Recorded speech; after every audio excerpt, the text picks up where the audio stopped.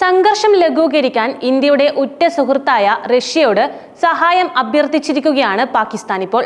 1966 താഷ്കെൻഡിൽ മുൻ സോവിയറ്റ് പ്രധാനമന്ത്രി സായുധ പോരാട്ടം അവസാനിപ്പിക്കാൻ സഹായിച്ചതുപോലെ ഇത്തവണയും മധ്യസ്ഥത വഹിക്കാൻ റഷ്യ ഇടപെടണം എന്നാണ് പാകിസ്ഥാൻ പ്രതിനിധി മുഹമ്മദ് ഖാലിദ് ജമാലി റഷ്യയോട് പറഞ്ഞത്.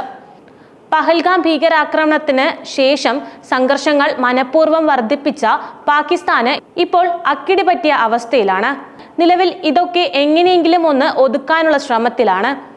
ഇന്ത്യയെ പ്രകോപിപ്പിച്ച പാകിസ്ഥാന് നാലുപാടു നിന്നുമാണ് നല്ല മുട്ടൻ പണി കിട്ടിയിരുന്നത്. TASS വാർത്താ ഏജൻസിയുടെ റിപ്പോർട്ട് പ്രകാരം റഷ്യയിലെ പാകിസ്ഥാൻ പ്രതിനിധി മുഹമ്മദ് ഖാലിദ് ജമാലി റഷ്യയ്ക്ക് ഇന്ത്യയുമായി സവിശേഷമായ ഒരു പങ്കാളിത്തമുണ്ടെന്നും 1966 താഷ്കെൻഡിൽ മുൻ സോവിയറ്റ് പ്രധാനമന്ത്രി സായുധ പോരാട്ടം അവസാനിപ്പിക്കാൻ സഹായിച്ചതുപോലെ ഇത്തവണയും മധ്യസ്ഥത വഹിക്കാൻ റഷ്യ ഇടപെടണമെന്നാണ് അദ്ദേഹം പറഞ്ഞത്.